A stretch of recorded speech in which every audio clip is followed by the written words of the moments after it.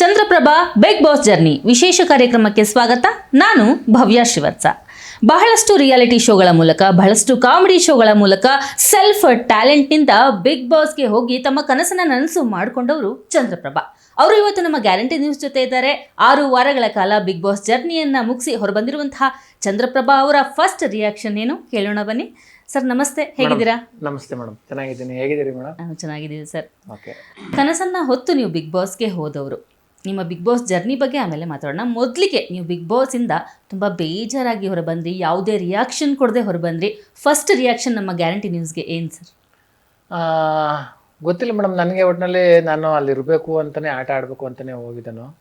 But ಅದೇನೋ ಗೊತ್ತಿಲ್ಲ, ನನಗೆ ಒಂದು 4-5 ದಿನದಿಂದ ಒಂಥರ ಮನಸ್ಸಲ್ಲಿ ಕಾಡ್ತಾ ಇತ್ತು, ನನಗೆ ಬೇಡ ಬಿಗ್ ಬಾಸ್ ಅಂತ ಅನ್ನಿಸ್ತು. ಆದ್ದರಿಂದ ನಾನೇ ಸ್ವಯಂ ಘೋಷಿತನಾಗಿ ಯಾರಿಗೂ ಗೊತ್ತಾಗ್ದಂಗೆ ಡೋರಿಂದ ಆಚೆ ಬಂದು ಡೋರ್ ತೆಗಿರಿಂದ ನಾನು ಆಚೆ ಹೋಗ್ಬೇಕು ಅಂತೆಲ್ಲ ಹೇಳಿದೆ.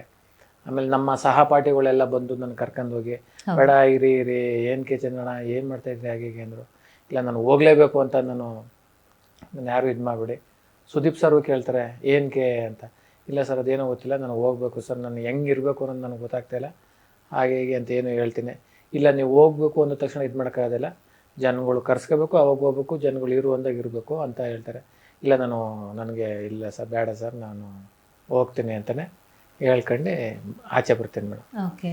ಬಿಗ್ ಬಾಸ್ ಮುಂಚೆನೂ ಬಹಳಷ್ಟು ಹೆಸರು ಮಾಡಿದವರು, ನಿಮ್ಮ ಒಂದು ಟ್ಯಾಲೆಂಟಿಂದ, ನಿಮ್ಮಲ್ಲಿ ಒಂದು ಕಾಮಿಡಿ ಟ್ಯಾಲೆಂಟಿಂದ ಬಹಳಷ್ಟು ಹೆಸರು ಮಾಡ್ತಿದ್ದರು. ಆದರೆ ಎಲ್ಲ ಕಲಾವಿದರಿರಲಿ, ಕಲಾವಿದರೆ ಅಲ್ಲದೆ ಇರಲಿ ಸರ್, ಬಿಗ್ ಬಾಸ್ಗೆ ಹೋಗೋಕ್ಕೆ ಮುಂಚೆ ಅವ್ರ ಲೈಫ್ ಅಂತ ಇರುತ್ತೆ. ಬಿಗ್ ಬಾಸ್ ಹೋದ್ಮೇಲೆ ಅವ್ರ ಲೈಫ್ ತುಂಬಾ ಚೇಂಜಸ್ ಆಗುತ್ತೆ, ಬಹಳಷ್ಟು ಅವಕಾಶಗಳು ಸಿಗುತ್ತೆ.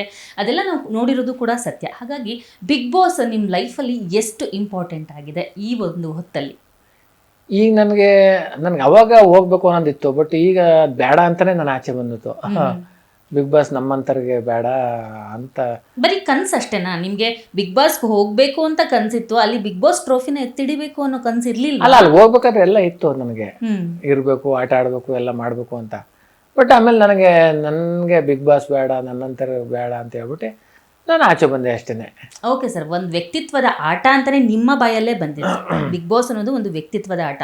ಟಾಸ್ಕ್ ಇರ್ಬೋದು, ಆಟಗಳಿರ್ಬೋದು, ಅಲ್ಲಿ ಇರುವಂತಹ ನಮ್ಮ ಒಂದು ಡೈಲಿ ರೊಟೀನ್ಸ್ ಇರ್ಬೋದು, ಅದೆಲ್ಲ ಒಂದು ಕಡೆ ಆದರೆ ಅದು ಒಂದು ವ್ಯಕ್ತಿತ್ವದ ಆಟ. ಆ ವ್ಯಕ್ತಿ ಹೇಗೆ ಇರ್ತಾನೆ, ನೀವು ಪ್ರಾಮಾಣಿಕವಾಗಿ ನಿಮ್ಗೆ ಹೆಂಗೆ ಗೊತ್ತಿತ್ತೋ ಹಾಗೆ ಇದ್ರಿ. ಸುದೀಪ್ ಸರ್ ಕೂಡ ಅದನ್ನೇ ಹೇಳಿದರು, ನೀವು ಹೆಂಗಿರ್ತೀರಾ ಹಾಗೆ ಆಟ ಆಡಬೇಕು, ಹಾಗೆ ಇರಬೇಕು ಅಂತ ಅಂದ್ರಿ. ಬಟ್ ನೀವು ಅಲ್ಲದೆ ಇರೋ ಆಟ ಆಡೋಕ್ಕೋಗಿ ನಿಮ್ಮ ಮನಸ್ಸಿಗೆ ಬೇಜಾರಾಯಿತಾ? ಇಲ್ಲ, ಹಂಗೇನಿಲ್ಲ.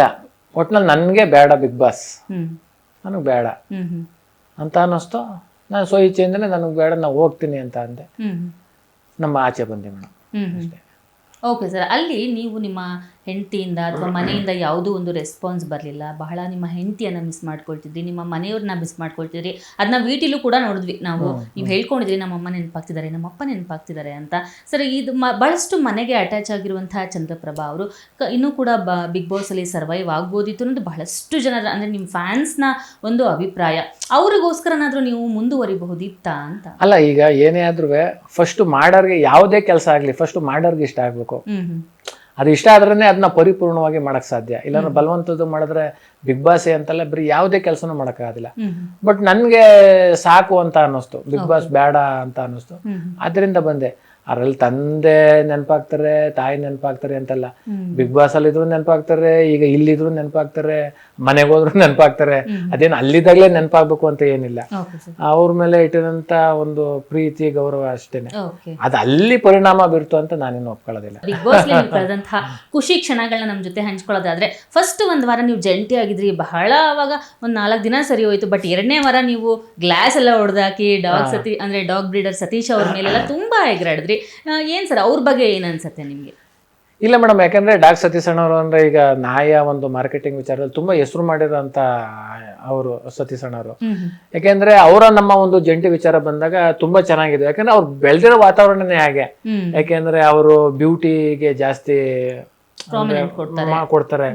ನಾನು ಗಂಡು ಮಕ್ಳು ಅಷ್ಟೊಂದು ಬ್ಯೂಟಿ ಮಾಡ್ಕತಾರೆ ಅಂತ ನಾನು ಸತ್ಯವಾಗಿ ನೋಡುತ್ತೆ ಅಲ್ಲಿ ಸತೀಶ್ ಅಣ್ಣನ ಬಿಗ್ ಬಾಸ್ ನಲ್ಲಿ.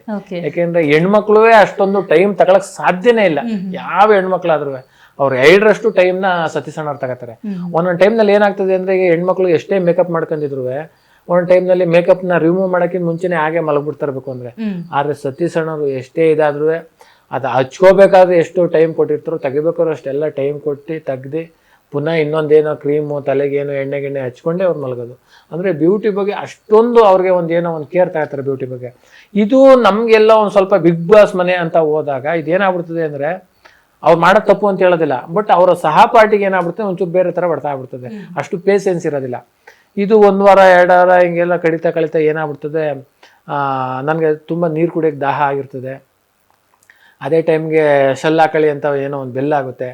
ಆವಾಗ ಅವರು ಎಷ್ಟೊತ್ತಾದರೂ 6 ಜನ ಸ್ನಾನ ಮಾಡ್ಕೊಬಂದ್ರು ಇನ್ನೂ ಒಳಗೇನೆ ಇದ್ರು, ಅವ್ರ ತಲೆಗೆ ಬಣ್ಣ ಹಚ್ಕೊತಿದ್ರು ಇನ್ನೊಂದು ಗೊತ್ತಿಲ್ಲ ಒಟ್ಟಿನಲ್ಲಿ.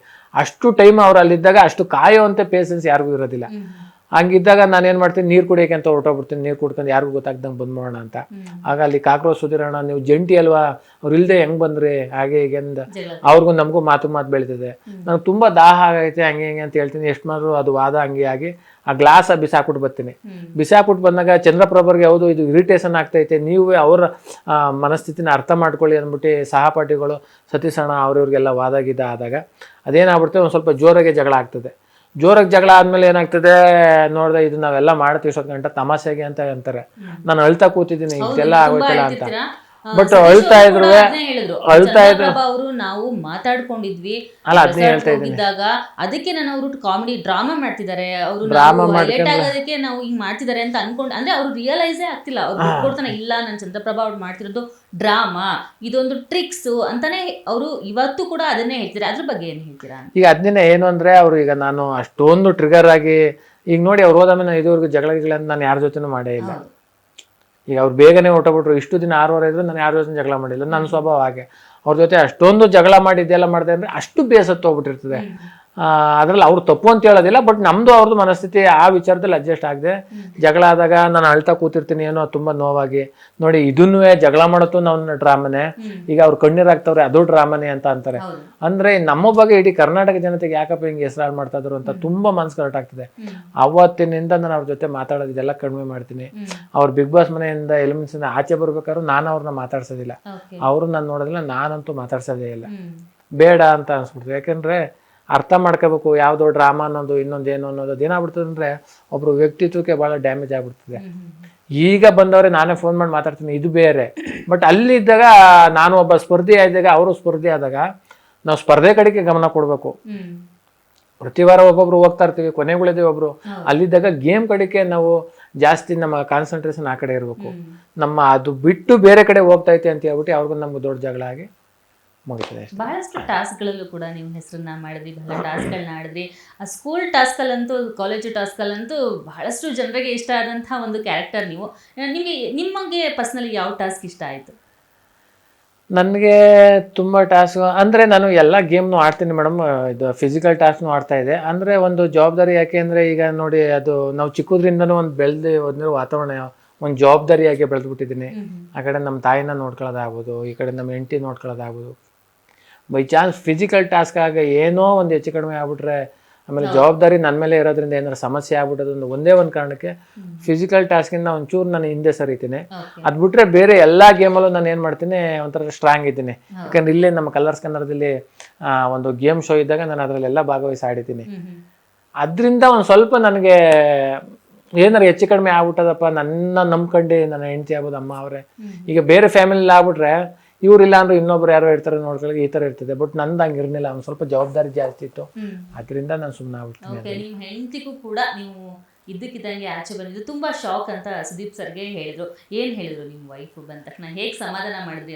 ಅವ್ರು ನಿಮ್ಮನ್ನ ಸಮಾಧಾನ ಮಾಡಿದ್ರ, ನೀವು ಅವ್ರನ್ನ ಸಮಾಧಾನ ಮಾಡಿದ್ರ? ಇಲ್ಲ, ನನ್ನ ಹೆಂಡತಿಗೆ ನನ್ನ ತುಂಬಾ ರಿಯಾಲಿಟಿ ಶೋನಲ್ಲಿ ಎಲ್ಲ ನೋಡಿದರೆ, ಇಲ್ಲೇ ಕಲರ್ಸ್ ಕನ್ನಡದಲ್ಲಿ ಗಿಚ್ಚಿಗಿಲಿಗಿಲಿ ಆಗ್ಬೋದು ಯಾವುದೇ ಆದರೂ ತುಂಬ ನೋಡಿರೋದ್ರಿಂದ ನಾನು ಹೇಗಿರ್ತೀನಿ ಸ್ಟೇಜ್ ಮೇಲೆ ಅನ್ನೋದು ಅವ್ರಿಗೆ ತುಂಬ ಚೆನ್ನಾಗಿ ಗೊತ್ತಿದೆ. ಬಟ್ ಇಷ್ಟು ಬೇಗ ನೀವು ಬರಬಾರ್ದಾಗಿತ್ತು ಹಾಗೆ ಹೀಗೆ ಅಂತಲೇ ಹೇಳಿದ್ರು. ಕರೆಕ್ಟು ನೀನು ಹೇಳೋದು, ನಾನು ಅದಕ್ಕೆ ಹೋಗಿದೆ. ಬಟ್ ನನಗೆ ಇಷ್ಟ ಆಗಲಿಲ್ಲ ಅಂದರೆ ನಾನು ಅಲ್ಲಿ ಏನು ಮಾಡೋಕ್ಕಾಗೋದಿಲ್ಲ. ನಾನು ಬಂದಿದ್ದೀನಿ, ಪುನಃ ಅದ್ರ ಬಗ್ಗೆ ಮಾತಾಡಬೇಡ ಬಿಡಮ್ಮ ಅಂತ ಹೇಳ್ತೀನಿ. Okay sir. ಇನ್ನು ಅಲ್ಲಿ ಮನೆ ಒಳಗಡೆ ವಿಷಯಕ್ಕೆ ಹೋದಾಗ, ಮನೆಯಲ್ಲಿ ಬಹಳಷ್ಟು ಊಟವನ್ನು ಮಿಸ್ ಮಾಡ್ಕೊತಾರೆ. ಬಿಗ್ ಬಾಸ್ ಅಲ್ಲಿ ಇರೋರು ಮನೆ ಜನಗಳನ್ನ ಮಿಸ್ ಮಾಡಿ, ನೀವು ತುಂಬ ಜನ ನಿಮ್ಮ ಮನೆಯವ್ರನ್ನ ಮಿಸ್ ಮಾಡ್ಕೊಂಡಿದ್ರಿ. ಊಟ, ಕಾಫಿ, ಈ ಥರ ಒಂದಷ್ಟು ಲಕ್ಸುರಿ ಐಟಮ್ಸ್ನ ಮಿಸ್ ಮಾಡ್ಕೊಳ್ತೀವಿ ಅಂತ ಹೇಳ್ತಾರೆ. ಬಂದ ತಕ್ಷಣ ಮಾಡಿದ ಮೊದಲನೇ ಕೆಲಸ ಏನು ಚಂದ್ರಪ್ರಭಾ ಅವರು? ತಿನ್ನೋದಾ ಅಥವಾ ಭೇಟಿ ಮಾಡೋದಾ, ಏನಾದ್ರು ನೋಡೋದಾ, ಮಾತಾಡ್ಸೋದಾ? ಇಲ್ಲ, ಇಲ್ಲಿ ಹೊರಗಡೆ ಇಲ್ಲ, ನೆನ್ನೆ ಬಂದಾದ್ಮೇಲೆ ಮನೇಲೇ ಇದ್ದೆ, ಎಲ್ಲೂ ಹೋಗಿಲ್ಲ. ಆಮೇಲೆ ಮಲಗಿದೆ, ಬೆಳಿಗ್ಗೆ ಇಲ್ಲಿಗೆ ಎದ್ದು ಬಂದೆ ಅಷ್ಟೇ ಮೇಡಮ್. ಯಾಕಂದರೆ ನಾನು ಈಗಲೂ ಮೊಬೈಲಲ್ಲಿ ನೋಡಿಲ್ಲ, ಮತ್ತು ಇಲ್ಲಿ ಯಾವ ರೀತಿ ಬಿಗ್ ಬಾಸ್ ಯಾವುದನ್ನು ನಾನು ನೋಡಿಲ್ಲ, ಏನೂ ಇಲ್ಲ. ಯಾವ ಟ್ರೋಲ್ ಆಗೈತೆ, ಯಾವ ಥರ ಆಗೈತೆ ಅನ್ನೋದು ನನ್ನ ಕಲ್ಪನೆ ಕೂಡ ಇನ್ನೂ ಸಿಕ್ಕಿಲ್ಲ. ಇವತ್ತು ಕಳೆದಾದ್ಮೇಲೆ ಆಮೇಲೆ ನೋಡೋಕೆ ಶುರು ಮಾಡ್ತೀನಿ, ನೋಡೋಣ. ಬಟ್ ಇಲ್ಲಿ ಗಂಟೆ ಹೇಗಿದೆ ಅನ್ನೋದು ನನಗೆ ಜಡ್ಜ್ಮೆಂಟ್ ಇಲ್ಲ. ಮನಸ್ಸಿಗೆ ತುಂಬಾ ಹತ್ತಿರವಾದಂತಹ ವ್ಯಕ್ತಿತ್ವ ಯಾವುದು ಬಿಗ್ ಬಾಸ್ ಮನೆಯಲ್ಲಿ ನಿಮಗೆ ಪರ್ಸನಲಿ? ಅಂದ್ರೆ ಅಲ್ಲಿರೋರಲ್ಲಿ ಯಾರು ತುಂಬಾ ಹತ್ರ ಆಗಿದ್ರು ನಿಮ್ಗೆ? ನಾನು ಆಮೇಲೆ ಅಲ್ಲಿ ರಕ್ಷಿತಾ ಅವ್ರನ್ನ ಲಾಸ್ಟ್ ರಕ್ಷಿತಾ ಅವ್ರನ್ನ ಅವ್ರಿಗೆ ಲೈಟ್ ಆಗಿ ಹಾಕೊಟ್ಟು ಹೋಗಿ ಬರ್ತೀನಿ ಅಂತ ಹೇಳೋ ತರ ಸನ್ನೆ ಮಾಡಿ ಬಂದ್ರಿ. ಅದ್ ಬಿಟ್ರೆ ಬೇರೆ ಯಾರಿಗೂ ಕೂಡ ನೀವು ಹೇಳಿಲ್ಲ. ಯಾರು ನಿಮ್ಗೆ ತುಂಬಾ ಹತ್ರ? ಇಲ್ಲ, ನಾನು ಎಲ್ರ ಜೊತೆನೂ ಚೆನ್ನಾಗಿದ್ದೀನಿ, ಯಾರ ಜೊತೆನೂ ನಾನು ಜಗಳ ಮನಸ್ತಾಪ ಮಾಡ್ಕೊಂಡೇ ಇಲ್ಲ. ನಾನು ಮಾಡಿಲ್ಲ, ಅಲ್ಲಿ ದ್ವೇಷ ಕಟ್ಕೊಂಡಿಲ್ಲ. ಅದೇ ಒಂದು ಮುಳುವಾಯ್ತಾ ಅಂತ ಸರ್? ಹಂಗೇನಿಲ್ಲ, ನಾನು ಎಲ್ರ ಜೊತೆನೂ ಚೆನ್ನಾಗಿದೆ, ಎಲ್ಲರ ಜೊತೆನೂ ತುಂಬ ಚೆನ್ನಾಗಿದೆ. ನಾನು ಬರಬೇಕಾದ್ರೆ ಏನು ಮಾಡಿದೆ, ಎಲ್ಲ ಸುಮ್ಮನೆ ಮಾತಾಡ್ಸೋದು, ಹಿಂಗೆ ಶೇಕ್ ಹ್ಯಾಂಡ್ ಮಾಡೋದು ಮಾಡ್ತಾರೆ ಅಂದ್ಬಿಟ್ಟು ರಪ್ಪಂತ ಬೇಗ ಓಡೋದ್ಬಿಟ್ಟು ಡೋರ್ ತೆಗ್ದೆ. ಡೋರ್ ತೆಗೆದ ತಕ್ಷಣ ಏನೋ ರಕ್ಷಿತ ಒಂದು ತಬ್ಬಿಟ್ಟು ಇಟ್ಕೊಬಿಟ್ರು. ನಾನು ಅವ್ರ ಜೊತೆನೂ ಮಾಡೋದಿಲ್ಲ. ಅವರು ಒಳದು ನೋಡ್ಬಿಟ್ಟು ಸುಮ್ಮನೆ ಹಿಂಗೆ ತಲೆ ಸಾವ್ರ್ಬಿಟ್ಟು ಹಿಂಗೆ ತಪ್ಕೊಂಡು ಹಿಂಗೆ ಆಚೆ ಸುಮ್ಮನೆ ಬಂದುಬಿಡ್ತೀನಿ. ಆಗ ಒಂದು ಸಲ ನೋಡಿ, ಒಂದು ಸಲ ತಿರುಗಿ ನೋಡಿ, ಟಾಟಾ ಮಾಡಿ ಅಂತ ಅಂತಾರೆ. ನಾನು ಅಟ್ಲೀಸ್ಟ್ ನಾನು ಇಷ್ಟು ದಿನ ಇದ್ದಂಥ ಒಂದು ಬಿಗ್ ಬಾಸ್ ಮನೇನೂ ನಾನು ನೋಡಲಿಲ್ಲ, ಒಂದ್ಸಲ ಒಂದು ನಮಸ್ಕಾರ ಮಾಡಲಿಲ್ಲ, ಏನು ಆ ತಿರ್ಗೇ ನೋಡಲಿಲ್ಲ. ಸುಮ್ಮನೆ ಹೇಗೆ ಬಂದು ಹಾಗೇ ಬಂದ್ಬಿಟ್ಟು ಹಂಗೆ ಎಕ್ಸಿಟ್ ಆಗ್ಬಿಟ್ಟೆ. ತುಂಬ ತುಂಬ ಬೇಜಾರಾಗೋಯ್ತು ನನಗೆ, ಬೇಜಾರಿದೆ. ಹೌದು ಸರ್, ಬಹಳಷ್ಟು ಜನರಿಗೆ ಬೇಸರ ಆಗುತ್ತೆ. ಯಾಕಂದರೆ ಅದೊಂದು ವ್ಯಕ್ತಿತ್ವದ ಆಟ. ಅಲ್ಲಿ ನಮ್ಮನ್ನು ವ್ಯಕ್ತಿತ್ವವನ್ನು ಅಳಿತಾರೆ, ಹೊಗಳ್ತಾರೆ. ಹೊಗಳಿಕೆನ ತೊಗೊಂಡಾಗ ತೆಗಳಿಕೆನೂ ತೊಗೋಬೇಕು. ಅದ್ಯಾಕೆ ನಿಮ್ಗೆ ಅನ್ನಿಸ್ಲಿಲ್ಲ? ಹೌದು, ನಾನು ಬಹಳ ಹೊಗಳಿಕೆ ತೊಗೊಂಡಿದ್ದೀನಿ, ಉತ್ತಮ ಅಂತ ತೊಗೊಂಡಿದ್ದೀನಿ, ತೆಗಳಿಕೆನೂ ತೊಗೊಬೋದು ಅಂತ ನಿಮ್ಗೆ ತೆಗಳಿಕೆ ಯಾವುದು ಮೇಡಮ್? ನಾನು ಅಲ್ಲಿಗೆ ನನಗೆ ತೆಗಳಿಕೆ ಅದು ನನಗೆ ಬೇರೆನೇ ಕಾರಣ ಅಷ್ಟೇ. ನೀವು ಯಾವುದೋ ಅಂತ ಅನ್ಕೋತಾ ಇದ್ದೀರಿ ಅಷ್ಟೇ. ನನಗೆ ಯಾರೋ ನನಗೆ ಅಲ್ಲಿ ಯಾರೋ ಬೇಜಾರು ಮಾಡಿಸಿದ್ರು ಆ ಥರ ಈ ಥರ ಅಂತ ಸತ್ಯವಾಗ್ಲೂ ಅಲ್ವೇ ಅಲ್ಲ. ಯಾಕಂದರೆ ನನ್ನ ಈ ಬಣ್ಣದ ಬದುಕಲೇ ಹಲವಾರು ನೋಡ್ಬಿಟ್ಟಿರೋದ್ರಿಂದ ಅಲ್ಲಿ ಯಾವುದೋ ಯಾರೋ ಏನೋ ಅಂದ್ರೆ ಅದಂತೂ ಕಾರಣ ಅಲ್ಲ, ಒಂದು ದೊಡ್ಡ ಕಾರಣ. ಅದರಿಂದ ನನಗೆ ಇಷ್ಟ ಆಗಲಿಲ್ಲ. ಎಕ್ಸಿಟ್. ಯಾರು ಜೆನ್ಯೂನ್ ಆಗಿ ಆಡ್ತಾ ಇದ್ದಾರೆ ಅನ್ಸುತ್ತೆ ಸರ್ ನಿಮಗೆ ನಿಜಕ್ಕೂ ಮನೆ ಒಳಗಡೆ? ಎಲ್ಲರೂ ಆಡ್ತಾ ಇದ್ದಾರೆ ಮೇಡಮ್, ಪ್ರಾಮಾಣಿಕವಾಗಿ ಎಲ್ಲರೂ ಆಡ್ತಾ ಇದ್ದಾರೆ. ಯಾಕೆಂದ್ರೆ ಎಲ್ಲರೂ ತುಂಬಾ ಸ್ಟ್ರಾಂಗೆ. ಈಗ ಮಾಡು ಆಗ್ಬೋದು, ಸಿಂಗಿಂಗಲ್ಲಿ ತುಂಬಾ ಸ್ಟ್ರಾಂಗ್ ಅವ್ರೆ, ಗಿಲ್ಲಿ ಆಗ್ಬೋದು ಹಾಸ್ಯದಲ್ಲಿ ತುಂಬಾ ಸ್ಟ್ರಾಂಗ್ ಅವ್ರೆ, ಈಗ ಅಶ್ವಿನಿ ಮೇಡಮ್ ಅವ್ರು ಆಗ್ಬೋದು ಮಾತಾಡೋದ್ರಲ್ಲಿ ತುಂಬಾ ಸ್ಟ್ರಾಂಗ್ ಇದ್ದಾರೆ. ಕಾಕ್ರೋಚ್ ಸುಧೀರ್ ಆಗ್ಬೋದು, ಅವರು ಮಾತಾಡೋದು ಬೇರೆ ಥರದಲ್ಲಿ ಸ್ಟ್ರಾಂಗ್ ಇದ್ದಾರೆ. ಹಂಗೆ ಅಷ್ಟು ಜನನು ಬೇರೆ ಬೇರೆ ಇದರಲ್ಲಿ ತುಂಬಾ ಹೆಸರು ಮಾಡಿರೋ ಅಂತಾರೆ, ಅಷ್ಟು ಜನ 18 ಜನನು. ಅದರಿಂದ ಯಾರ ಮೇಲೂ ಯಾರು ಕೀಳು ಅಂತ ಜೀವಿತಕ್ಕೆ ಜಡ್ಜ್ಮೆಂಟ್ ಮಾಡೋಕ್ಕಾಗೋದಿಲ್ಲ. ನಿಮ್ಗೆ ಯಾರು ತುಂಬಾ ಇಷ್ಟ ಆದ್ರು? ನನಗೆ ಎಲ್ಲ ತುಂಬ ಇಷ್ಟನೇ, ಯಾರು ಪರ್ಟಿಕ್ಯುಲರ್ ಇಂಥವ್ರು ಅಂತ ಯಾರು ಇಲ್ಲ. ಅಂಥದ್ರಲ್ಲಿ ನನಗೆ ಗಿಲ್ಲಿ ಬಿಡಿ, ನನಗೆ ಇಲ್ಲಿಂದನೂ ಹೊರಗಡೆಯಿಂದನೂ ತುಂಬ ಆತ್ಮೀಯತೆ ಬೆಳೆದಿತ್ತು. ನನಗೆ ತುಂಬ ಕನೆಕ್ಟ್ ಆದರು ಅಂದರೆ ರಕ್ಷಿತಾ. ನನಗೆ ರಿಷಾ ಗೌಡ್ ಅವರು ನಿಮಗೆ ತುಂಬ ಕನೆಕ್ಟ್ ಆದರು ಅಂತ ನೋಡೋ ವೀಕ್ಷಕರಿಗೆ ಅನಿಸಿತ್ತು. ಯಾಕಂದರೆ ಅವರು ನಿಮಗೆ ಹತ್ಕೊಂಡು ಹೇಳ್ಕೊಂಡಿದ್ರು, ನಾವು ಅಂದರೆ ಜೆನ್ಯೂನ್ ಆಗಿ ಹೇಳ್ಕೊಂಡಿದ್ರು, ನಾನು ಬೇಕು ಬೇಕು ಅಂತ ಗಿಲ್ಲಿಗೆ ಹೊಡೆದಿದ್ದಲ್ಲ, ಈ ಥರ ಎಲ್ಲ ಹೇಳ್ಕೊಂಡಿದ್ರು. ಅವರು ಎಷ್ಟು ನಿಮ್ಗೆ ಕನೆಕ್ಟ್ ಆಗಿದ್ರು ಅಂತ ಸರ್?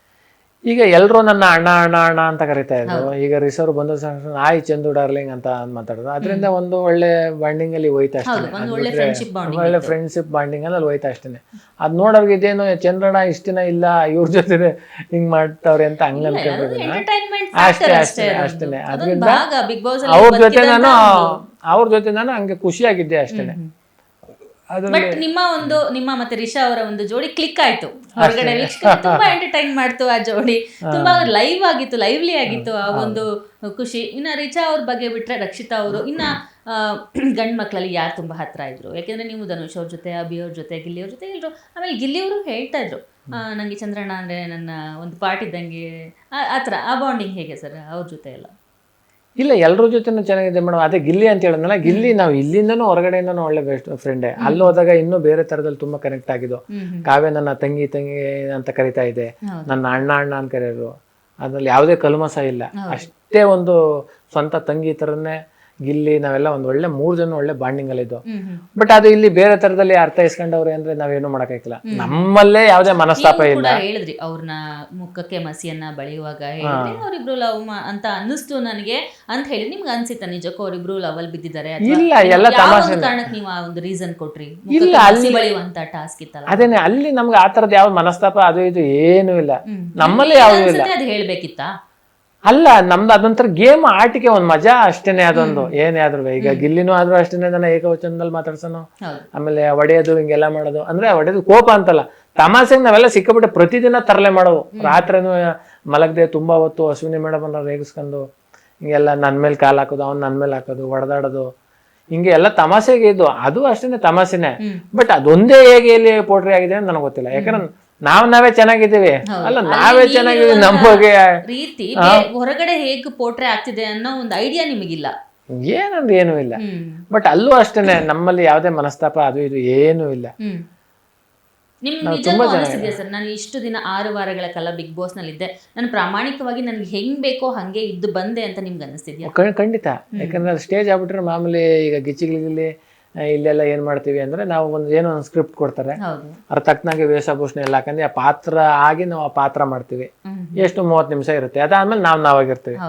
ಅಲ್ಲಿ 24 hours ನಾವಾಗೇ ಇರ್ಬೇಕು, ಬೇರೆ ಮಾಡಕ್ಕಾಗೋದಿಲ್ಲ. ಗೊತ್ತಾಗ್ಬಿಡ್ತದೆ ಚಂದ್ರಪ್ರಭು ಇದಕ್ಕೆ ಹಿಂಗ್ ಆಡ್ತಾ ಇದನು ಅಂತ, ನನ್ನ ತುಂಬಾ ಹತ್ರದಿಂದ ನೋಡಿರೋರಿಗೆ. ಅದು ಬಿಗ್ ಬಾಸ್ ಅನ್ನೋದೇ ಒಂದು ವ್ಯಕ್ತಿತ್ವದ ಆಟ ಆಗಿರೋದ್ರಿಂದ ನಾವ್ ಹೇಗಿರ್ತೀವಿ ಹಾಗೆ ಇರ್ಬೇಕಾಗ್ತದೆ ಅಲ್ಲಿ. ಅದ್ರಿಂದ ನನ್ನ ಎಷ್ಟೋ ಜನ ವೇದಿಕೆ ಮೇಲೆ ನೋಡಿದ್ದಾರೆ, ನಾನು ರಿಯಲ್ ಆಗಿ ಹೇಗಿರ್ತೀನಿ ಅಂತ ನೋಡಿಲ್ಲ. ಅದೇ ಅವ್ರಿಗೆ ಕನ್ಫ್ಯೂಸ್ ಆಗಿರ್ಬೇಕು ಅಂತ ಅನ್ಸುತ್ತೆ ಅಷ್ಟೇ. ಈಗ ಸ್ಕಿಟ್ ಮಾಡೋದು ಅಂತ ಬಂದ್ರೆ ನಾನು ಚಂದ್ರಪ್ರಭು ಹೇಗೆ ಅಂದ್ರೆ ಆ ತರನೇ ಇರ್ತೀನಿ. ನನ್ನ ವ್ಯಕ್ತಿತ್ವ ಹೆಂಗದೆ ಅನ್ನೋದು ಯಾರು ನೋಡಿಲ್ವಲ್ಲ, ಅದರಿಂದ ಚಂದ್ರಪ್ರಭು ಯಾಕೆ ಡೆಲ್ ಆದ ಅಂತ ಎಷ್ಟೋ ಜನಕ್ಕೆ ಅನ್ಸ್ಬೋದು ಅಷ್ಟೇ. ಓಕೆ, ನೀವು ಬಹಳಷ್ಟು ಕಾಮಿಡಿ ಮಾಡಿದ್ ಕಡಿಮೆ ಆಯ್ತಾ ಬಿಗ್ ಬಾಸ್ ಅಲ್ಲಿ ಅಂತ, ಅಥವಾ ನಾವು ನೋಡಿಲ್ವಾ? ಅಲ್ಲ, ನಾನು ಅಲ್ಲಿ ಕಾಮಿಡಿ ಅಂದ್ರೆ ನಾನು ಹೇಳದ್ನಲ್ಲ, ನನ್ನ ವ್ಯಕ್ತಿತ್ವ ಹಂಗೆ ಸುಮ್ಮನೆ ಕಾಮಿಡಿ ಮಾಡೋದು ಆತ ತರ ಇಲ್ಲ. ತುಂಬಾ ಸಲ ತಮಾಷೆ ಮಾಡಿದ್ದೀನಿ, ಎಷ್ಟು ಬೇಕಷ್ಟು ಮಾತಾಡಿದ್ದೀನಿ. ಗೇಮು ಅಷ್ಟೇನೆ, ಎಲ್ಲ ಚೆನ್ನಾಗಿತ್ತು. ಅದು ಕಡಿಮೆ ಆಯ್ತು ಅಂತಲ್ಲ, ಅಂದ್ರೆ ಅದು ನಾನು ಹೇಳೋದು ಕಾಮಿಡಿಯನ್ ಆಗಿ ಗುರುತಿಸ್ಕೊಂಡಿದ್ದೀರಾ ಹೊರಗಡೆ. ಹೌದು, ಆ ಒಂದು ಇರುತ್ತೆ ವೀಕ್ಷಕರಿಗೆ, ಇವರು ತುಂಬಾ ಕಾಮಿಡಿ ಮಾಡ್ತಾರೆ ಚಂದ್ರಪ್ರಭು, ಯಾಕಂದ್ರೆ ಬಹಳಷ್ಟು ಫ್ಯಾನ್ಸ್ ಇದಾರೆ ಸರ್ ನಿಮ್ಗೆ. ನಾನು ಕೂಡ ನಿಮ್ಮ ಫ್ಯಾನ್. ಗಿಚ್ಚಿಗಿಲಿ ಶೋ ಎಲ್ಲಾ ಶೋಗಳಲ್ಲಿ ನಾನು ಬಹಳಷ್ಟು ಇಷ್ಟಪಟ್ಟು ನೋಡ್ತೀನಿ. ನಿಮ್ಮ ಆ ಒಂದು ಸ್ಟೈಲ್ ಇದೆಯಲ್ಲ ಸರ್, ಕಾಮಿಡಿ ಸ್ಟೈಲ್ ತುಂಬಾ ಜೆನ್ಯೂನ್ ಆಗಿರುತ್ತೆ, ಪ್ರಾಮಾಣಿಕವಾಗಿರುತ್ತೆ. ಆ ಟೈಮಿಂಗ್ ಇರುತ್ತಲ್ಲ, ಅದು ತುಂಬಾ ಜನಕ್ಕೆ ಇಷ್ಟ ಆಗುತ್ತೆ. ಆ ಕಾಮಿಡಿ ಟೈಮಿಂಗು ಬಹಳಷ್ಟು ಜನಕ್ಕೆ ನಿಮ್ಮಲ್ಲಿರುವಂತಹ ಒಂದು ಟ್ಯಾಲೆಂಟ್ ಇಂದ ಹತ್ರ ಆದವರು ನೀವು. ಸೊ ಅಲ್ಲಿ ನಿಮ್ಗೆ ಸ್ಕ್ರಿಪ್ಟ್ ಇಲ್ಲದೆ ಕಾಮಿಡಿ ಮಾಡ್ಲಿಕ್ಕೆ ಕಷ್ಟ ಆಯ್ತಾ? ಅಥವಾ ಅಲ್ಲ, ಕಾಮಿಡಿ ಮಾಡೋ ಶೋನೇ ಅಲ್ಲ ಅಂತ ನಾನು ಹೇಳ್ತಾ ಇದ್ದೀನಿ. ನಿಮ್ಗೆ ರಿಯಲ್ ಲೈಫ್ ಅಲ್ಲಿ ಹೇಗಿರ್ತೀವಿ ಎಂಟರ್ಟೈನ್ಮೆಂಟ್ ಅಂತ ಬಂದಾಗ ಸರ್, ಅದು ಜನರನ್ನ ಎಂಟರ್ಟೈನ್ ಮಾಡುವಂತಹ ಒಂದು ಶೋ ಅಲ್ವಾ? ಅದು ವ್ಯಕ್ತಿತ್ವದ ಆಟ. ಅಲ್ಲಿ ಏನು ಅಂದ್ರೆ ಈಗ ನನ್ನೇ ಬಿಡಿ ಆಯ್ತು, ಒಬ್ಬ ಹಾಡುಗಾರನ ಕಾಮಿಡಿ ಮಾಡು ಅಂದ್ರೆ ಕಾಮಿಡಿ ಮಾಡೋಕ್ಕಾಗೋದಿಲ್ಲ, ಒಬ್ಬ ಕಾಮಿಡಿ ಮಾಡೋನ್ನ ಹಾಡು ಹೇಳು ಅಂದ್ರೆ ಹಾಡು ಹೇಳಕ್ಕಾಗೋದಿಲ್ಲ, ಒಬ್ಬ ಸ್ಪೋರ್ಟ್ಸ್ ಮೆನ್ ಇನ್ನೊಂದೇನೋ ಮಾಡೋರು ಮಾಡೋಕ್ಕಾಗೋದಿಲ್ಲ. ಅವರು ಅವ್ರವ್ರ ಆಟ ಬಂದಾಗ ಅಷ್ಟೇ ಅದು ಮಾಡಿ, ಎಲ್ಲ ಟೈಮ್ನಲ್ಲೂ ಹೊರಗಡೆ ಅವ್ರ ಮನೆಯಲ್ಲಿ ಹೊರಗಡೆ ಸಮಾಜದಲ್ಲಿ ಹೇಗಿದ್ರು ಹಾಗೆ ಇರುವಂತ ಒಂದು ರಿಯಾಲಿಟಿ, ಒಂದು ವೇದಿಕೆ ಅದು. ಅದ್ರಿಂದ ಏನಾಗ್ಬಿಡ್ತದೆ ಅಂದ್ರೆ, ಈಗ ನಾನು ಒಬ್ಬ ಕಾಮಿಡಿಯನ್ ಆಗಿ ನಾನು ಎಲ್ಲ ಇಲ್ಲಿ ನೋಡಿರೋ ಚಂದ್ರಪ್ರಭಾ ಗಿಚ್ಚಿಗಿಲಿನಲ್ಲಿ ಸೀಸನ್ 2 ನಲ್ಲಿ ವಿನ್ನರ್ ಆದ, ತುಂಬಾ ಕಾಮಿಡಿ ಮಾಡ್ದ ಹಂಗೆ ಅಂತ. ಈಗ ಅಲ್ಲಿ ಅದೇ ತರ ಇರಕ್ಕಾಗೋದಿಲ್ಲ, ಯಾಕಂದ್ರೆ ಅದು ಏನೋ ಬಣ್ಣ ಹಾಕಂದ್ರೆ ಒಂದು ಪಾತ್ರ ಮಾಡುವಂತ ವೇದಿಕೆ ಅಂತೂ ಅಲ್ವೇ ಅಲ್ಲ. ಹೇಗಿದ್ದೆ ಹಾಗೆ ಇರುವಂತದ್ದು. ಅದಕ್ಕೇನೆ ಜನಗಳಿಗೆ ಏನೋ ತದ್ವಿರೋಧ ಅಂತ ಅನ್ಸ್ಬಿಟ್ಟೈತೆ. ಚಂದ್ರಪ್ರಭು ಯಾವಾಗಲೂ ಕಾಮಿಡಿ ಮಾಡ್ಬೇಕಲ್ಲ ಹಾಗೆ ಅಂತ. ನಾ ಸ್ಟೇಜ್ ಮೇಲೆ ಬಿಟ್ರೆ ರಿಯಲಿ ನಾನು ಹೊರಗಡೆ ನಾನು ಸತ್ಯವಾಗ್ಲೂ ಒಂಥರ ನೋಡಿದ್ರೆ ಇವನು ಈಗ ಅಂತ ಅನ್ಸ್ಬಿಡ್ತೇನೆ. ಹಾಗೆ ಇದೀನಿ ನಾನು. ಓಕೆ, ಇನ್ನು ಬಿಗ್ ಬಾಸ್ ಅಲ್ಲಿ ನಿಮ್ ಕನಸು ಅಂತ ನಿಮ್ಮ ವೈಫು ಕೂಡ ಹೇಳಿದ್ರು, ನೀವು ನಮ್ಗೊಂದು ಕನಸು ಅಂತ ಹೇಳಿದ್ರಿ. ಯಾಕೆ ಕನಸು ಬಂತು ನಿಮಗೆ ಬಿಗ್ ಬಾಸ್ಗೆ ಹೋಗ್ಬೇಕು ಅನ್ನೋ ಕನಸು? ಯಾಕಂದ್ರೆ ಬಹಳಷ್ಟು ರಿಯಾಲಿಟಿ ಶೋಗಳಲ್ಲಿ ನೀವು ಕಾಣಿಸ್ಕೊಂಡಿದ್ರಿ, ಗೆದ್ದಿದ್ರಿ, ಬಹಳಷ್ಟು ಹೆಸರನ್ನ ಸಂಪಾದನೆ ಮಾಡಿದ್ರಿ. ಆ ಕನಸಿನ ಮೂಲ ಯಾವುದು ಸರ್? ನಿಮ್ಮ ಬಿಗ್ ಬಾಸ್ ಕನಸಿನ ಮೂಲ ಯಾಕೆ ನಿಮಗೆ ಬಿಗ್ ಬಾಸ್ಗೆ ಹೋಗ್ಬೇಕು? ನಾನು ಬಿಗ್ ಬಾಸ್ಗೆ ಅಲ್ಲಿ ಸುದೀಪ್ ಸರ್ ಸ್ಟೇಜ್ ಮೇಲೆ ಏನಕ್ಕೆ ಬಿಗ್ ಬಾಸ್ ಅಂತ ಕೇಳಿದಾಗ ನಾನು ಹೇಳ್ತೀನಿ, ನಮ್ಮ ಒಂದು ಚಿಕ್ಕ ಗ್ರಾಮ ಮೇಡಮ್, ನಮ್ದು ಒಂದು 70-80 ಮನೆ ಇರುವಂತ ಒಂದು ಚಿಕ್ಕ ಗ್ರಾಮ, ದೊಡ್ಡೇಗೌಡನ ಕೊಪ್ಪಲು ಅಂತ, ಮಂಡ್ಯ ಜಿಲ್ಲೆ ಶ್ರೀರಂಗಪಟ್ಟಣ ತಾಲೂಕು ದೊಡ್ಡೇಗೌಡನ ಕೊಪ್ಪಲು ಒಂದು ಗ್ರಾಮ. ನಮ್ಮೂರ್ಗೆ ಒಂದು ಬಸ್ಸಿನ ವ್ಯವಸ್ಥೆ ಮತ್ತೆ ಒಂದು ಆಸ್ಪತ್ರೆ ವ್ಯವಸ್ಥೆ ಈಗಲೂ ಇಲ್ಲ. ಎಷ್ಟೋ ಜನ ಬಡವರು ಏನಾದ್ರು ಆಸ್ಪತ್ರೆಗೆ ಹೋಗ್ಬೇಕು ಅಂದ್ರು ತುಂಬಾ ಒಂದು 5-6 ಕಿಲೋಮೀಟರ್ ನಡ್ಕೊ ಹೋಗ್ಬೇಕು, ಅಥವಾ ಎಲ್ಲೋ ಹೋಗ್ಬೇಕು ಅಂದ್ರೆ ನಡ್ಕೊ ಹೋಗ್ಬೇಕು. ಈ ತರ ಇದ್ದಂತ ಒಂದು ಗ್ರಾಮದಲ್ಲಿ ನನ್ಗೆ ನಮ್ಮೂರ್ಗೆ ಏನಾದ್ರು ಒಂದು ಸಣ್ಣ ಏನೋ ಒಂದು ಸೇವೆ ಮಾಡ್ಬೇಕು ಅಂತ ಅನ್ಸರೆ, ಒಂದು ಆಸ್ಪತ್ರೆ ವ್ಯವಸ್ಥೆ, ಒಂದು ಬಸ್ಸಿನ ವ್ಯವಸ್ಥೆ ಮಾಡಿಸ್ಕೋಬೇಕು. ಸುದೀಪ್ ಸರ್ ಅದಕ್ಕೆ ಸಂಬಂಧಪಟ್ಟ ಅಧಿಕಾರಿಗಳಿಗೆ ಸುಮ್ಮನೆ ಒಂದು ಮಾತು ಹೇಳೋದು ಸಾಕು, ಅದಾಗ್ಬಿಡುತ್ತೆ. ನಾನು ಅಟ್ಲೀಸ್ಟ್ ತುಂಬಾ ಲಾಂಗ್ ಜರ್ನಿ ಇದ್ಬಿಟ್ಟು ಇದನ್ನ ಮಾಡಿಸ್ಕೊಳ್ಳೋಣ ಅಂತಿದ್ದೆ. ಬಟ್ ಅದೇನೋ ಅದು ಕನಸಾಗೆ ಉಳಿದ್ಬಿಡ್ತು. ನೋಡೋಣ ಮೇಡಮ್, ಟೈಮ್ ಇದೆ, ನಿಮ್ಮ ಸಾಮರ್ಥ್ಯ ಇದೆ, ನಿಮ್ಮ ಒಂದು ಆಸೆಯನ್ನ ಈಡೇರಿಸ್ಕೊಳ್ಬಹುದು. ಊರಿನ ಜನಗಳಿಗೋಸ್ಕರ ನೀವು ಒಂದು ಅಭಿವೃದ್ಧಿಯನ್ನ ಮಾಡಬೇಕು ಅನ್ನೋ ಒಂದು ಕಾರಣಕ್ಕೋಸ್ಕರ ನೀವು ಬಿಗ್ ಬಾಸ್ಗೆ ಹೋದ್ರಿ. ಬಹಳ ಖುಷಿ ಆಯ್ತು ಈ ವಿಷಯ ಕೇಳಿದ್ದಕ್ಕೆ. ಇನ್ನ ಸರ್, ಬಿಗ್ ಬಾಸ್ ಅಲ್ಲಿ ನೀವು ಮಿಸ್ ಮಾಡ್ಕೊಳ್ಳುವಂತಹ ಯಾವೆಲ್ಲ ಅಂಶಗಳಿದೆ? ಇವಾಗ ಬಿಗ್ ಬಾಸ್ ಇಂದ ಬಂದಿದ್ದೀರಾ, ಬೆಳಿಗ್ಗೆ ಎದ್ದ ತಕ್ಷಣ ಅಲ್ಲಿ ಹಾಕುವಂತಹ ಮ್ಯೂಸಿಕ್ ಇರ್ಬೋದು, ಅಥವಾ ಅಲ್ಲಿ ಎಲ್ರ ಜೊತೆ ಕೂತು ಊಟ ಮಾಡೋದಿರ್ಬೋದು, ಅಥವಾ ಅಲ್ಲಿ ಎಲ್ರ ಜೊತೆ ಜಗಳ ಆಡೋದಿರ್ಬೋದು, ಯಾವುದನ್ನ ಒಂದು ನೆನ್ಸ್ಕೊಂತೀರಾ ಸರ್ ಬಿಗ್ ಬಾಸ್ ಅಂದ್ರೆ ನೀವು? ಇಲ್ಲ, ತುಂಬಾ ಮಿಸ್ ಮಾಡ್ಕೋತೀನಿ. ಯಾಕೆಂದ್ರೆ ಅವ್ರೆಲ್ಲಾರನು ಮಿಸ್ ಮಾಡ್ಕೋತೀನಿ. ಅದಾದ್ಮೇಲೆ ಬೆಳಿಗ್ಗೆ ಎದ್ದ ತಕ್ಷಣ ನಾವು ಎದ್ದೊಳ್ಬೇಕು ಅಂದ್ರೆ ಒಂದು ಮ್ಯೂಸಿಕ್, ಆ ಮ್ಯೂಸಿಕ್ ನ ಮಿಸ್ ಮಾಡ್ಕೋತೀವಿ. ಬಿಗ್ ಬಾಸ್ ಧ್ವನಿನ ಮಿಸ್ ಮಾಡ್ಕೋತೀವಿ, ಹಾಕಿದಂತ ಮೈಕನ್ ಮಿಸ್ ಮಾಡ್ಕೋತೀವಿ. ಪ್ರತಿಯೊಂದನ್ನು ಮಿಸ್ ಮಾಡ್ಕೋತೀವಿ. ಯಾಕಂದ್ರೆ ಅದು ಮತ್ತೆ ನೋಡೋಕ್ಕಾಗದೇ ಇಲ್ಲ, ಸಾಧ್ಯನೇ ಇಲ್ಲ. ಬಿಗ್ ಬಾಸ್ ಅನ್ನೋದು ಯಾವಾಗಲೂ ಒಂದು ಸಲ ಬರೋದು ಅಷ್ಟೇ. ಈಗ ಬಿಗ್ ಬಾಸ್ಗೆ ಹೋಗ್ಬೇಕು ಅಂತ ಎಷ್ಟೋ ಜನ, ಲಕ್ಷಾಂತರ ಜನ ಕಾಯ್ತಾ ಇರ್ತಾರೆ. ಅದು ಹಂಗೆ ಹೋಗಿಲ್ಲ. ನಾವು ಹೋಗಿದ್ದೀವಿ ಅಂದರೆ ಅಲ್ಲಿರುವಂತಹ ಬಿಗ್ ಬಾಸ್ ಮನೆ ಒಳಗಿರುವಂಥ ಪ್ರತಿಯೊಂದನ್ನು ಮಿಸ್ ಮಾಡ್ಕೋತೀನಿ, ಕಾಡ್ತಾ ಇರ್ತದೆ. ಇನ್ನು ನೀವು ಬಹಳಷ್ಟು ಸಿನಿಮಾಗಳಲ್ಲೂ ಕೂಡ ಮಾಡಿದ್ದೀರಾ ಸರ್, ಕಿರುತೆರೆಗಳಲ್ಲೂ ಕೂಡ ಅಭಿನಯಿಸಿದ್ದೀರಾ. ನಿಮಗೆ ಯಾವ್ದು ತುಂಬ ಇಷ್ಟ ಆಗುತ್ತೆ ಅಂತ? ಕಿರುತೆರೆ ಇಷ್ಟ ಆಗತ್ತಾ ಅಥವಾ ಹಿರಿತೆರೆ ಸಿನಿಮಾದಲ್ಲಿ ಮಾಡೋದು ಇಷ್ಟ ಆಗತ್ತಾ? ಯಾವುದರಲ್ಲಿ ಗುರುತಿಸ್ಕೊಳ್ಬೇಕು ಅಂತ ಒಂದು ಕನಸಿದೆ ನಿಮಗೆ ಅಂತ? ನಿಮ್ಮ ಪ್ರೊಫೆಷನಲ್ಲಿ ಆಲ್ರೆಡಿ ಕಲಾವಿದರಾಗಿ, ಕಾಮಿಡಿಯನ್ ಆಗಿ ಗುರುತಿಸ್ಕೊಂಡಿದ್ದೀರಾ. ಯಾವುದರಲ್ಲಿ ಮುಂದೆ ಹೋಗಬೇಕು, ನನಗೆ ಇಂತಹ ಒಂದು ಪಾತ್ರ ಬೇಕು ಅಂತ ನಿಮ್ದು ಯಾವ್ದಾದ್ರು ಒಂದು ಇಮ್ಯಾಜಿನೇಷನ್ ಇದೆಯಾ? ಇಲ್ಲ, ಒಬ್ಬ ಕಲಾವಿದನಿಗೆ ಮೇಡಮ್ ಏನು ಅಂದರೆ, ಈಗ ಸಿನಿಮಾದಲ್ಲಿ ಮಾಡೋದಾಗ್ಬೋದು, ಸೀರಿಯಲಲ್ಲಿ ಮಾಡೋದಾಗ್ಬೋದು, ನಾಟಕದಲ್ಲಿ ಮಾಡೋದಾಗ್ಬೋದು, ನೀವು ಯಾವುದ್ರಲ್ಲಿ ಮಾಡಿದ್ರು ಕಲಾವಿದ್ರೆ. ಒಬ್ಬ ಕಲಾವಿದನಿಗೆ ಇದೇ ಮಾಡ್ಬೇಕು ಅದೇ ಮಾಡ್ಬೇಕು ಅಂತಿಲ್ಲ. ನಾವಿಲ್ಲಿ ಬರೋಕ್ಕಿಂತ ಮುಂಚೆ ಅದನ್ನೇ ಹೇಳ್ತಾ ಇದ್ದೀನಿ. ಈಗ ನಾವು ಫಸ್ಟ್ ನಾಟಕ ಮಾಡ್ದೋ, ಬೀದಿ ನಾಟಕ ಮಾಡಿದೆ, ಅದಾದ್ಮೇಲೆ ಸ್ಟೇಜ್ ನಾಟಕ ಬಂದೆ, ಅದಾದ್ಮೇಲೆ ಸೀರಿಯಲ್ ಮಾಡಿದ್ದೀನಿ, ವೆಬ್ ಸೀರೀಸ್ ಮಾಡಿದ್ದೀನಿ, ಈಗ ರಿಯಾಲಿಟಿ ಶೋ ಮಾಡಿದ್ದೀನಿ, ಧಾರಾವಾಹಿ ಮಾಡಿದ್ದೀನಿ, ಸಿನಿಮಾ ಮಾಡಿದ್ದೀನಿ. ಎಲ್ಲ ಮಾಡಬೇಕು ಅಂತ ಆಸೆನೆ. ಬಟ್ ಏನೇ ಆದರೂ ಫೈನಲ್ ಏನು ಅಂತಂದರೆ, ಎಲ್ಲ ಮಾಡ್ಕೊ ಬಂದ್ರು ಸಿನಿಮಾದಲ್ಲಿ ಮಾಡಬೇಕು, ದೊಡ್ಡ ದೊಡ್ಡ ಹಿರಿಯ ಕಲಾವಿದರುಗಳ ಜೊತೆ ಮಾಡಬೇಕು.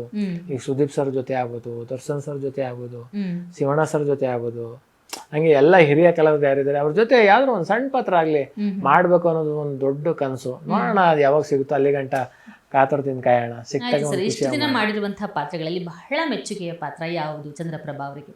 ಸಿನಿಮಾದಲ್ಲಿ ಯಾವ್ದ್ರಲ್ಲ ಸರ್? ನೀವು ಕಿರುತೆರೆಯಲ್ಲಿ ಮಾಡಿದ್ದೀರಾ, ಹಿರಿತೆರೆಯಲ್ಲಿ ಮಾಡಿದ್ದೀರಾ, ಯಾವ್ದು ಇಷ್ಟ ಆಗುತ್ತೆ ನಿಮ್ಗೆ? ಇಷ್ಟಪಟ್ಟು ಮಾಡಿರುವಂತದ್ದು, ತುಂಬಾ ಕಾಡಿರುವಂತಹ ಪಾತ್ರ ನೀವು ಮಾಡಿರೋದು ಯಾವುದು? ಇಲ್ಲ, ನಾವು ಮಾಡೋ ಪ್ರತಿಯೊಂದು ಪಾತ್ರನೂ ತುಂಬಾ ಇಂಪಾರ್ಟೆಂಟ್ ಆಗಿರ್ತದೆ. ಅದರಿಂದ ಇದು ಅದು ಅಂತ ಅನ್ಸೋದಿಲ್ಲ. ನನಗೆ ತುಂಬಾ ಜಾಸ್ತಿ ಇದಾಗಿರೋದು ಪರಸಂಗದಲ್ಲಿ ಅಂತ ಮಾಡಿದೆ. ಅದು ಪರಸಂಗದಲ್ಲಿ ಮರಳಿ ಬಾರದೂರಿಗೆ ನಿನ್ನ ಪಯಣ, ಆ ಸಾಂಗ್ ಕೇಳಿರ್ತೀರಿ ಅಂತ ಅನ್ಕೋತೀನಿ. ಆ ಸಿನಿಮಾದಲ್ಲಿ ಒಂದು ತುಂಬಾ ಲೀಡ್ ರೋಲ್ ಮಾಡಿದೆ. ಅದೊಂದು ನನಗೆ ಖುಷಿ ಐತೆ. ಆಮೇಲೆ ಉಪೇಂದ್ರ ಸರ್ ಜೊತೆ ಐ ಲವ್ ಯು ಮಾಡಿದೆ. ಅವ್ರ ಜೊತೆ ಮಾಡುವಂತ ಒಂದು ಅವಕಾಶ 2 ಸಿನಿಮಾದಲ್ಲಿ ಸಿಕ್ತು, ಒಂದು ಒಳ್ಳೆ ಪಾತ್ರ. ಅದೊಂದು ಮೆಮೊರಿ. ಹಂಗೆ ಹಲವಾರು ಸುಮಾರು ಸಿನಿಮಾ ಮಾಡಿದ್ದೀನಿ. ಎಲ್ಲ ಕಾಡುತ್ತೆ ಮೇಡಮ್, ಯಾಕಂದ್ರೆ ಇದು ದೊಡ್ಡದು ಚಿಕ್ಕದು ಅಂತ ಅನ್ಸೋದೇ ಇಲ್ಲ. ಓಕೆ ಸರ್, ಬಿಗ್ ಬಾಸ್ಗೆ ಹೋಗೋಕ್ಕಿಂತ ಮುಂಚೆ ಎಷ್ಟೊಂದು ಪ್ರಾಜೆಕ್ಟ್ನ ನೀವು ಹೋಲ್ಡ್ ಮಾಡಿ ಹೋಗಿದ್ದೀರಾ ಅಥವಾ ಇನ್ನೂ ಯಾವ್ದಾದ್ರು ಕಂಟಿನ್ಯೂ ಮಾಡೋದಿದೆಯಾ ಸರ್ ಇವಾಗ?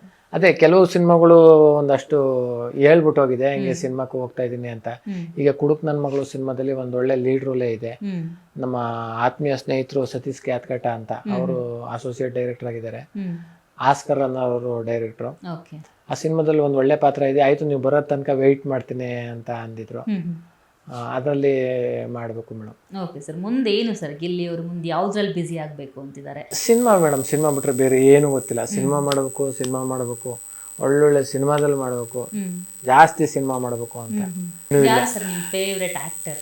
ಆ ಥರ ಇಲ್ಲ ಮೇಡಮ್. ನಾನು ಅತಿ ಹೆಚ್ಚು ನಾನು ಈಗಲೂ ಸಿನಿಮಾ ಯಾವ್ದು ಜಾಸ್ತಿ ನೋಡ್ತೀನಿ, ಅಪ್ಪಾಜಿ ಬಬ್ರು ಆನೆ ಈ ಥರದವೆಲ್ಲ ನೋಡ್ತೀನಿ.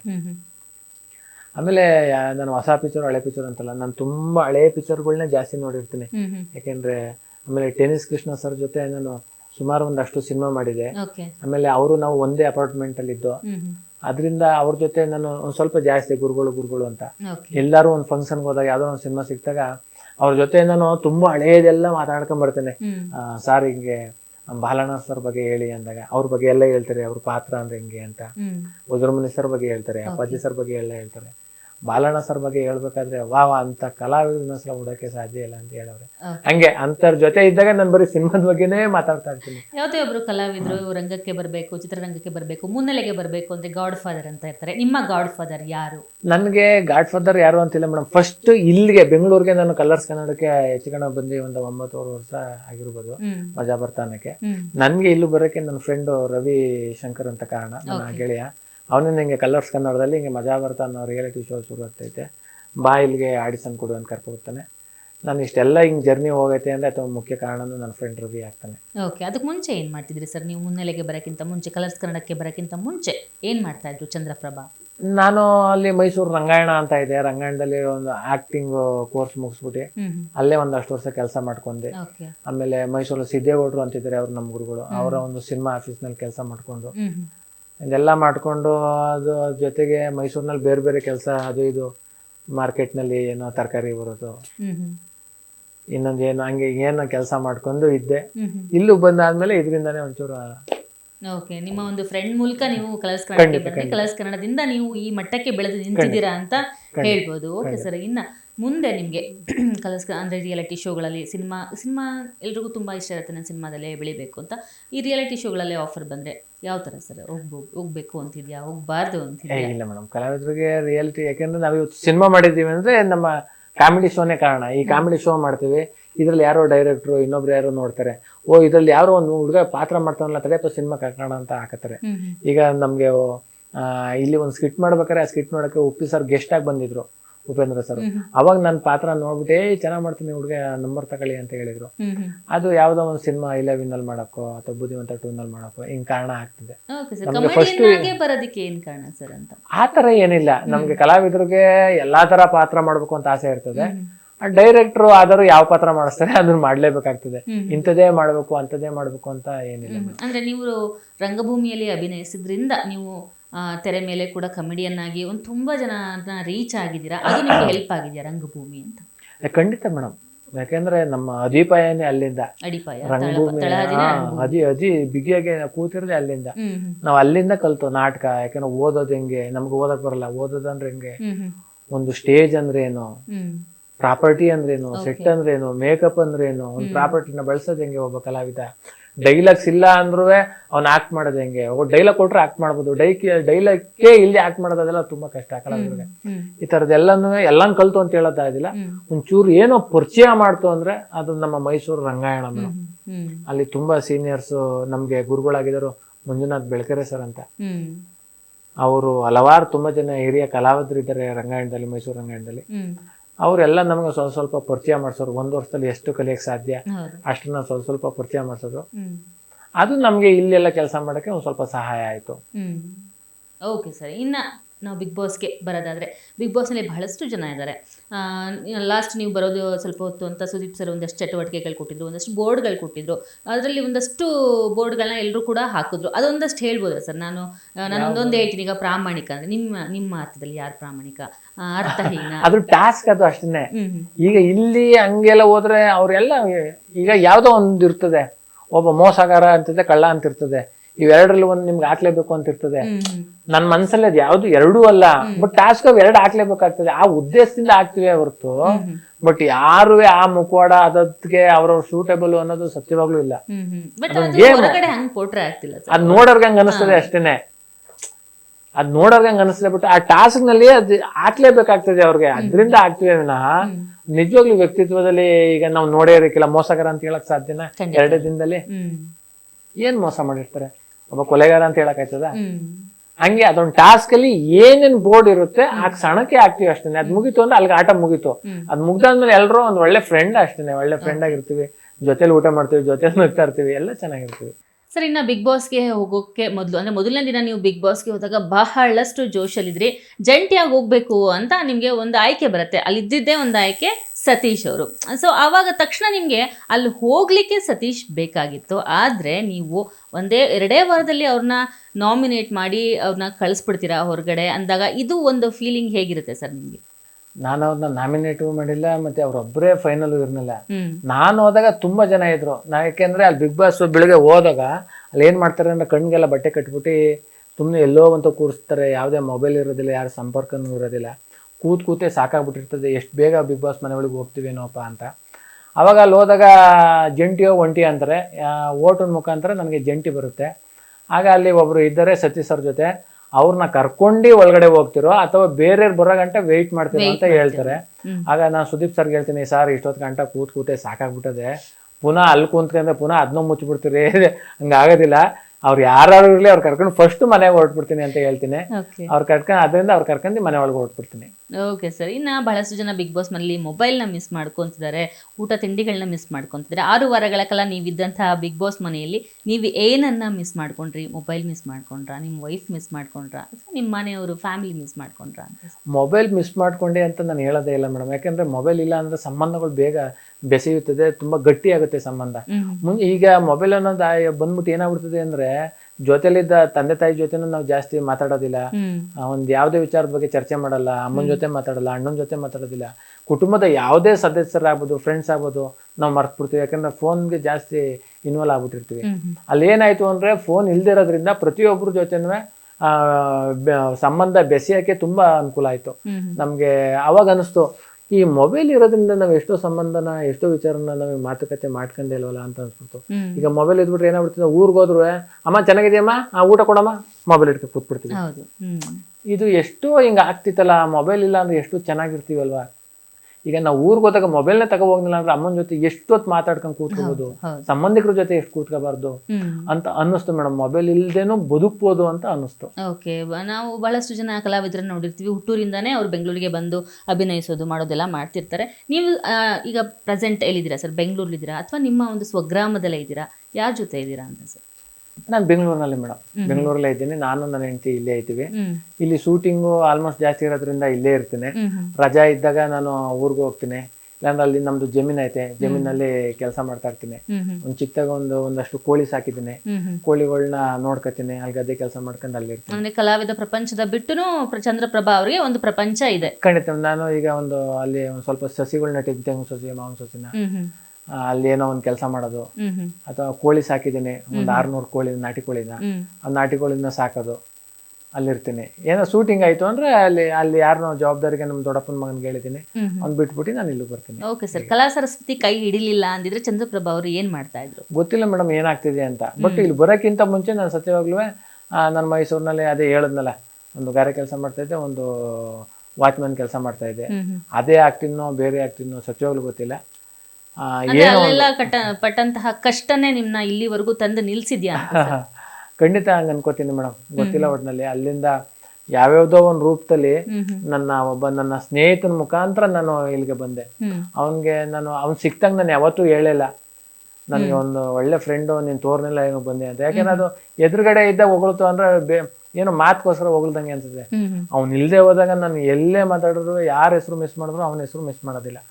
ನಾನು ಇವತ್ತೇನೋ ಇಲ್ಲಿ ಬಂದಿದ್ದೀನಿ ಅಂದ್ರೆ ಅದ್ರಲ್ಲಿ ಬಹುಮುಖ್ಯ ಕಾರಣ ನಮ್ಮ ಫ್ರೆಂಡು ರವಿ ಒಂದು ಮಹತ್ವ ಜಾಸ್ತಿ ಇದೆ. ಹೌದು, ಯಾರೇ ಕೂಡ ಒಂದು ಆಕಾಶಕ್ಕೆ ಏರಿದಾಗ ಹತ್ತಿದ ಏಣಿಯನ್ನ ಕಾಲಲ್ಲಿ ಒದಿಬಾರ್ದು ಅಂತಾರೆ. ನೀವು ಯಾವತ್ತೂ ಕೂಡ ಈ ಒಂದು ಕೆಲಸವನ್ನ ಮಾಡದೆ ಖಂಡಿತ ನಿಮ್ಮ ಸ್ನೇಹಿತನನ್ನ ನೆನೆಸ್ಕೊಂತಾ ಇದ್ದೀರಾ. ತುಂಬಾ ಜನಕ್ಕೆ ಇದು ತುಂಬಾ ಇಷ್ಟವಾಗುವಂತಹ ಒಂದು ಗುಣ ನಿಮ್ಮಲ್ಲಿ ಅಂತಾನೆ ಹೇಳ್ಬೋದು. ಇನ್ನ ನೀವು ನೆಕ್ಸ್ಟ್ ವೆಂಚರ್ ಅಂದ್ರೆ ನನಗೆ ಇದೊಂದು ಕನಸಿದೆ, ನಾನು ನನ್ನ ಕಲಾ ಸೇವೆಯನ್ನ ಮಾಡ್ತಾನೆ ನಾನು ಚೆನ್ನಾಗಿ ದುಡ್ಡನ್ನ ಸಂಪಾದನೆ ಮಾಡಿ ಏನೋ ಒಂದು ಮಾಡಬೇಕು ಅಂತ ಏನಾದ್ರು ಒಂದು ಕನಸಿದೆಯಾ ನಿಮಗೆ? ನನ್ಗೇನು ಇಲ್ಲ ಮೇಡಮ್, ನನಗೆ ಒಂದು ಸಿನಿಮಾ ಮಾಡಬೇಕು, ಸಿನಿಮಾ ಡೈರೆಕ್ಟರ್ ಆಗಬೇಕು ಅಂತ ನಾನು ಈ ಫೀಲ್ಡಿಗೆ ಬಂದು ನಾನು ಅದೇನು ಮಾಡಿ ಆ ಸಿನಿಮಾ ಡೈರೆಕ್ಟ್ಸ್ ಮಾಡೋದ್ರ ಜೊತೆಗೆ ನಾನು ಆಕ್ಟಿಂಗ್ ಆಗಿ ಕನ್ವರ್ಟ್ ಮಾಡ್ಬಿಟ್ಟು ಆಕ್ಟಿಂಗ್ ಅಂತೂ ಕಂಟಿನ್ಯೂ ಮಾಡ್ಕೊ ಹೋಗ್ತಾ ಇದ್ದೀನಿ, ಏನು ಸಮಸ್ಯೆ ಇಲ್ಲ. ರಿಯಾಲಿಟಿ ಶೋನೋ ಇನ್ನೊಂದು ಕಾರ್ಯಕ್ರಮ ಏನೋ ಹೋಗ್ತಾ ಇದೆ. ಅದೇ ನನಗೆ ಒಂದು ದೊಡ್ಡ ಆಸೆ ಅಂದ್ರೆ ಸಿನಿಮಾದಲ್ಲಿ ಆಕ್ಟ್ ಮಾಡಬೇಕು, ಸಿನಿಮಾದಲ್ಲಿ ಒಂದು ಒಳ್ಳೊಳ್ಳೆ ಪಾತ್ರಗಳು ಮಾಡಬೇಕು, ಜಾಸ್ತಿ ಸಿನಿಮಾದಲ್ಲಿ ಮಾಡಬೇಕು ಅನ್ನೋದೇ ಆಸೆ. ಅಸಿಸ್ಟೆಂಟ್ ಡೈರೆಕ್ಟರ್ ಆಗಿ ಎಲ್ಲರೂ ವರ್ಕ್ ಮಾಡಿದ್ದೀರಾ ಸರ್? ಅಸಿಸ್ಟೆಂಟ್ ಡೈರೆಕ್ಟರ್ ಆಗಿ ನಾನು ತರ್ಲೆ ವಿಲೇಜ್, ಸೆಂಚುರಿ ಗೌಡ್ರು, ಗಡ್ಡಪ್ಪ, ಇವರು ತಿಥಿ ಭಾಗದ ಒಂದು ಇತ್ತಲ್ಲ, ಅವ್ರದ್ದು ನೆಕ್ಸ್ಟ್ ಸಿನಿಮಾ ತರ್ಲೆ ವಿಲೇಜ್ ಅಂತ. ಆ ಸಿನಿಮಾಕ್ಕೆ ಅಸೋಸಿಯೇಟ್ ಡೈರೆಕ್ಟರ್ ಕೆಲಸ ಮಾಡಿದೆ. ಅದಾದ್ಮೇಲೆ ದಕ್ಷ ಯಜ್ಞ ಅಂತ ಒಂದು ಪೌರಾಣಿಕ ಸಿನಿಮಾ, ಅದಕ್ಕೆ ಕೆಲಸ ಮಾಡಿದೆ. ಹಿಂಗೆ ಒಂದ್ 2-3 ಸಿನಿಮಾಕ್ಕೆ ಅಸೋಸಿಯೇಟ್ ಆಗಿ ಡೈರೆಕ್ಟರ್ ಕೆಲಸ ಮಾಡಿದ್ದೀನಿ. ಆಮೇಲೆ ಎಷ್ಟೋ ಡಾಕ್ಯುಮೆಂಟ್ರಿಗೆ ನಾನು ಕೆಲಸ ಮಾಡಿದ್ದೀನಿ. ಒಂದು ಗುರುಜ್ಯೋತಿ ಅಂತ ಒಂದು ಆಡಿಯೋ ವಿಡಿಯೋ ಕ್ಯಾಸೆಟ್ ಡೈರೆಕ್ಟ್ ಮಾಡಿದ್ದೀನಿ. ಹಿಂಗೆ ಡೈರೆಕ್ಟರ್ ಆಗ್ಬೇಕು ಅಂತ ಅದೆಲ್ಲ ಕೆಲಸ ಮಾಡ್ಕೊಂಡೆ ಬಂದನು. ಬಟ್ ಇಲ್ಲೂ ಬಂದಾದ್ಮೇಲೆ ಆಕ್ಟಿಂಗ್ಗೆ ಮುಂದೆ ಆಪರ್ಚುನಿಟಿ ಸಿಕ್ಕಿದ್ರೆ ಸರ್ ಡೈರೆಕ್ಷನ್ ಫೀಲ್ಡ್ ಅಲ್ಲಿ ಹೋಗ್ಲಿಕ್ಕೆ ಖಂಡಿತ ಹೋಗ್ತೀರಾ? ಖಂಡಿತ ಮೇಡಮ್. ಒಂದು ಆಂಗಿಕಮ್ ಅಂತ ಒಂದು ಸಿನಿಮಾನು ಡೈರೆಕ್ಟ್ ಮಾಡಿದೆ. ಓಕೆ, ಸೆನ್ಸರ್ ಎಲ್ಲ ಆಗಿದೆ. ಮತ್ತೆ ಟ್ರೈಲರ್ ನಮ್ಮ ಉಪೇಂದ್ರ ಸರ್ ಟ್ರೈಲರ್ ಲಾಂಚ್ ಮಾಡಿದ್ರು. ರಚಿತಾ ಮೇಡಮ್ ಅವರು ಸಾಂಗ್ ಬಿಡುಗಡೆ ಮಾಡ್ಕೊಟ್ರು. ಅದು ರಿಲೀಸ್ ಆಗಿಲ್ಲ ಇನ್ನು. ಏನಕ್ಕೆ ಅಂದ್ರೆ ಅದೇ ದುಡ್ಡು ಕಡಿಮೆ ಅಂದ್ರೆ ಒಂದು 30 ಲಕ್ಷ ಬೇಕಾಗ್ತದೆ. ಅಷ್ಟು ದುಡ್ಡು ಇಲ್ವಲ್ಲ ಅಂದ್ಬಿಟ್ಟು ಹಾಗೆ ಐತೀನಿ ಮೇಡಮ್. ಓಕೆ ಸರ್, ಇನ್ನು ನಿಮ್ಮ ಒಂದು ಅಭಿಮಾನಿಗಳಿಗೆ ಬಹಳಷ್ಟು ಜನ ಬೇಜಾರು ಮಾಡ್ಕೊಂಡಿರ್ತಾರೆ, ಚಂದ್ರಣ್ಣ ಆಚೆ ಬಂದ್ಬಿಟ್ರು, ಯಾಕೆ ಬಂದ್ಬಿಟ್ರು ಚಂದ್ರಣ್ಣ ಅಂತ ಬಹಳಷ್ಟು ಟ್ರೋಲ್ ಕೂಡ ಮಾಡ್ತಿದ್ದಾರೆ, ಯಾಕೆ ಎದ್ದೋಗ್ಬಿಟ್ರು, ಯಾಕೆ ಬಂದ್ಬಿಟ್ರು ಅಂತ. ನಿಮ್ಮ ಅಭಿಮಾನಿಗಳಿಗೆ ಏನು ಹೇಳ್ತೀರಾ ಸರ್ ನಮ್ಮ ಗ್ಯಾರಂಟಿ ನ್ಯೂಸ್ ಮೂಲಕ?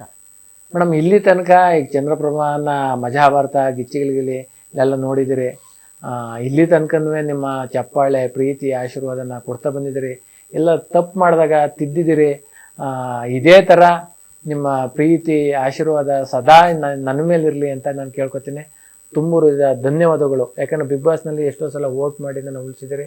ಈ ಸಲ ಏನೋ ನನ್ನಿಂದ ಕೆಲವು ಅಭಿಮಾನಿಗಳಿಗೆ ತುಂಬ ಏನಾರ ನೋವಾಗಿದ್ರೆ ದಯಮಾಡಿ ಕ್ಷಮೆ ಇರಲಿ. ಮುಂದಿನ ಶೋಗಳಲ್ಲಿ ನಿಮ್ಮ ಪ್ರೀತಿ ಹೀಗೆ ಇರಲಿ ಅಂತ ನಾನು ಕೇಳ್ಕೊತೀನಿ. ನಮಸ್ಕಾರ. ಓಕೆ ಸರ್, ಬಹಳಷ್ಟು ಆಸೆ ಇಟ್ಕೊಂಡಿದ್ದೀರಾ, ಊರ ಬಗ್ಗೆ ಕನಸಿಟ್ಕೊಂಡಿದ್ದೀರಾ, ಊರಿಗೆ ನಾನು ಸೇವೆ ಮಾಡಬೇಕು ಅಂತ ಅಂದ್ಕೊಂಡಿದ್ದೀರಾ. ಹಾಗೆ ನನ್ನ ಸಿನಿಮಾದಲ್ಲಿ ಬಹಳಷ್ಟು ಪಾತ್ರಗಳನ್ನ ಮಾಡಬೇಕು, ಎತ್ತರಕ್ಕೆ ಬೆಳಿಬೇಕು ಅಂದ್ಕೊಂಡಿದ್ದೀರಾ. ನಿಮ್ಮೆಲ್ಲ ಕನಸುಗಳು ನನಸಾಗಲಿ. ಬಿಗ್ ಬಾಸ್ಗೆ ಹೋಗೋ ಆಸೆನೂ ಕೂಡ ಈಡೇರಿದೆ. ಇನ್ನು ಮುಂದೆನೂ ಸಹ ನಿಮ್ಮೆಲ್ಲ ಕನಸುಗಳು ನನಸಾಗಲಿ ಅಂತ ನಾವು ಕೂಡ ವಿಶ್ ಮಾಡ್ತೀವಿ sir. Thank you guarantee news ಜೊತೆ ಮಾತನಾಡಿದ್ದಕ್ಕೆ ಸರ್, ಧನ್ಯವಾದ. ಥ್ಯಾಂಕ್ ಯು ಮೇಡಮ್, ತುಂಬ ಖುಷಿ ಆಯಿತು ನಿಮ್ಮ ಜೊತೆ ಮಾತಾಡ್ತೀನಿ. Thank you sir. Thank you. ನೋಡಿದ್ರಲ್ಲ ವೀಕ್ಷಕರೇ, ಇದಾಗಿತ್ತು ಈ ಹೊತ್ತಿನ ವಿಶೇಷ. ನೋಡ್ತಾ ಇರಿ ಗ್ಯಾರಂಟಿ ನ್ಯೂಸ್, ಸುದ್ದಿ ಖಚಿತ, ನ್ಯಾಯ ನಿಶ್ಚಿತ.